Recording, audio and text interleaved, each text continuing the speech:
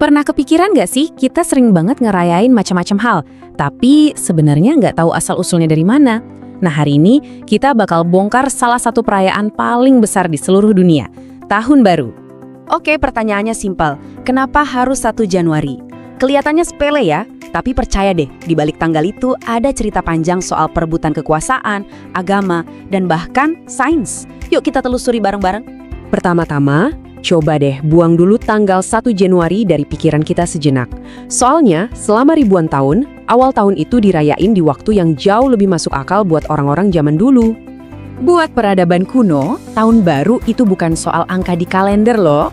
Lihat aja, di Babilonia patokannya itu bulan baru pertama pas musim semi datang. Di Mesir lebih keren lagi, patokannya banjir tahunan Sungai Nil yang ngasih kehidupan. Jadi awal yang sebenarnya itu ya siklus alam itu sendiri. Bayangin deh, buat orang Mesir, momen ini tuh magis banget. Munculnya bintang Sirius di langit, barengan sama meluapnya Sungai Nil, itu bukan cuma penanda waktu, tapi simbol kelahiran kembali buat seluruh negeri. Itulah tahun baru yang sesungguhnya bagi mereka. Nah, terus dari mana dong datangnya si tanggal 1 Januari ini? Untuk jawaban itu, kita harus melakukan perjalanan ke pusat kekaisaran yang mengubah dunia, Romawi kuno. Jadi kalender Romawi di awal-awal itu, wah kacau balau deh. Bulannya sering gak sinkron sama musim, sampai akhirnya Julius Caesar sendiri yang harus turun tangan. Awalnya tahun mereka itu dimulai bulan Maret, yang namanya diambil dari dewa perang, Mars. Ya masuk akal sih buat memulai musim perang. Nah ini nih bagian favorit saya. Caesar milih tanggal 1 Januari itu ada alasannya.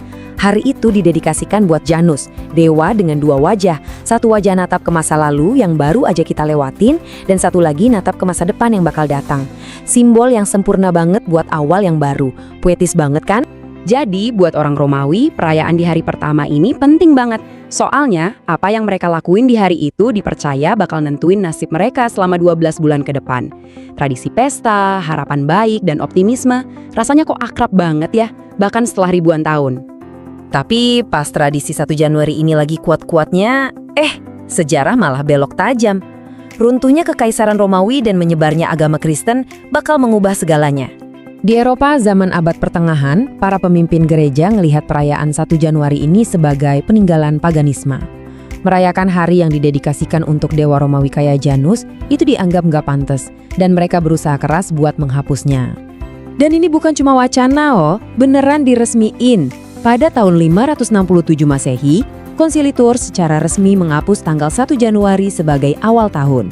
Akibatnya, hampir 1000 tahun lamanya, Eropa ngerayain tahun baru di tanggal-tanggal yang dianggap lebih suci. Jadi pergeserannya kelihatan banget kan?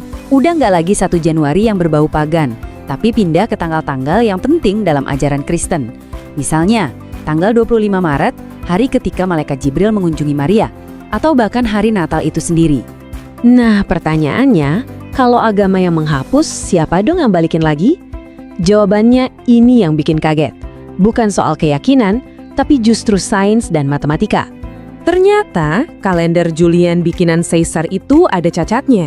Kelihatannya sepele sih, soal perhitungan tahun kabisat yang meleset dikit aja.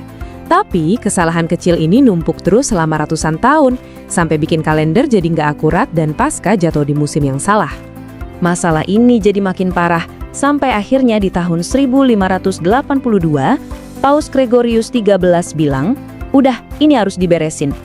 Dia pun menugaskan para astronom dan matematikawan terbaik saat itu buat ngerancang kalender baru yang bisa menyelesaikan masalah ini selamanya. Dan disinilah letak ironisnya. Dalam reformasi besar-besaran ini, Paus Gregorius nggak cuma benerin tahun kabisat. Dia juga yang secara resmi mengembalikan tanggal 1 Januari sebagai awal tahun baru bagi dunia Katolik. Tradisi Romawi kuno kembali lagi, tapi kali ini dasarnya adalah presisi ilmiah. Heads, tapi jangan kira karena Paus udah ngasih dekret, seluruh dunia langsung oke, siap. Nggak semudah itu. Perjalanan tanggal 1 Januari buat jadi standar global itu prosesnya lambat dan penuh perlawanan. Prosesnya itu kayak efek domino, tapi super lambat. Negara-negara Katolik sih langsung ikut. Tapi negara Protestan, kayak Inggris, wah mereka curiga banget sama apapun yang datang dari Paus. Bayangin, mereka nolak ganti kalender dan tetap ngerayain tahun baru di bulan Maret sampai tahun 1352. Itu hampir 200 tahun kemudian loh. Nah, ini dia poin kuncinya. Meskipun sekarang tanggal 1 Januari jadi standar global buat urusan kantor, bisnis, dan lain-lain, itu nggak berarti tradisi-tradisi kuno jadi hilang. Imlek, Rosh Hashanah, Nauruz, semua perayaan ini tetap hidup, menciptakan sebuah mosaik budaya yang kaya di mana berbagai macam tahun baru dirayakan berdampingan. Kisah tanggal 1 Januari ini bener-bener bikin kita mikir ya, kira-kira ada berapa banyak lagi sih kebiasaan kita sehari-hari yang kalau digali ceritanya sama sekali nggak terduga.